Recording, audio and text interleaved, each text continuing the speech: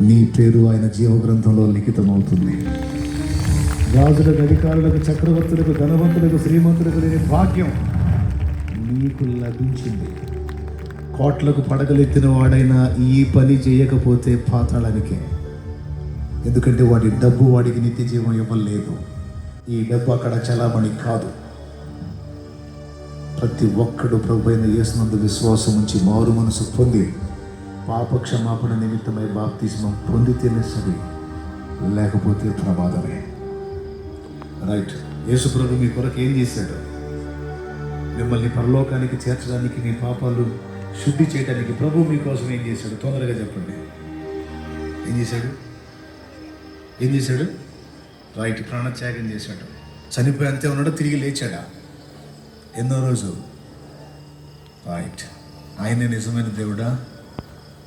నమ్ముతున్నావా? నిన్ను ప్రేమిస్తున్నాడు, నమ్ముతున్నావా?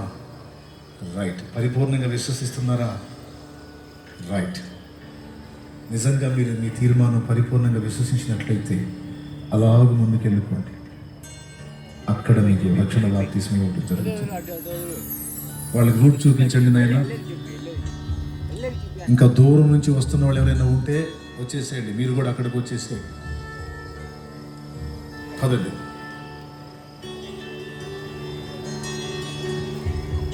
దేవుడు నాకు అప్పచెప్పిన బాధ్యత నేను నెరవేర్చాలి.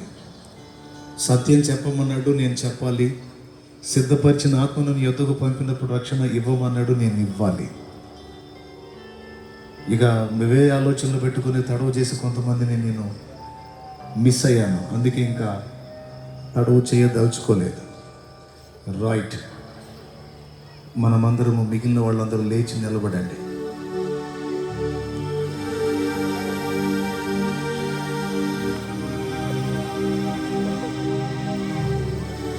మీలో రక్షణ పొందిన వాళ్ళందరూ చేతులు ఎత్తండి.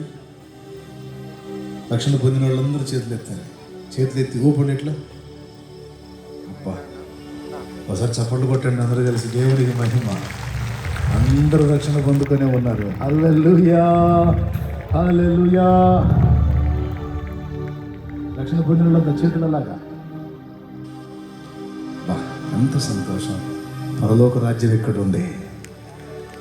దేవుని సంఘం ఇక్కడ ఉంది. దేవుని శరీరం ఇదిగో ఇక్కడ ఉంది. ఓ, దేవుడు ఆకాశం నుండి చూస్తున్నది అద్భుత దృశ్యాన్ని. ఆయన పరిశుద్ధుల గుంపు ఇదిగో ఇదిగో ఇదిగో ఇక్కడే. హల్లెలూయా. నాకెంతో సంతోషంగా ఉంది. ఇంకా ఎవరైతే మీలో మిస్ అయ్యారో వాళ్ళందరూ అదిగో దేవుడు సమకూరుస్తున్నాడు. చప్పట్లు గట్టిగా కొట్టి ప్రభుని మనసారమైన పడతాం. ఆత్మలు రక్షింపబడితే మనకదే ఆనందం. మన కాగిన నుంచి ఆత్మలు కాపాడబడితే మనకు అదే సంబరం, అదే పండుగ, అదే సంతోషం. మారు మనసు అక్కరలేని 99 నీతిమంతుల విషయమే కలుగు సంతోషం కంటే మారు మనసు పొందు ఒక్క పాపి విషయమే పరలోకంలో ఎక్కువ సంతోషం కలుగునని యేసయ్యే చెప్పాడు. పరలోకంలో ఇప్పుడు ఎంత సంతోషమో కదా, అంతమంది బిడ్డలు తీర్మానించుకుంటే. కాబట్టి మనందరం మరి వారి కోసం కూడా ప్రార్థనలో జ్ఞాపకం చేసుకుందాం. ఇక రేపు పగలు, సాయంత్రం కూటమి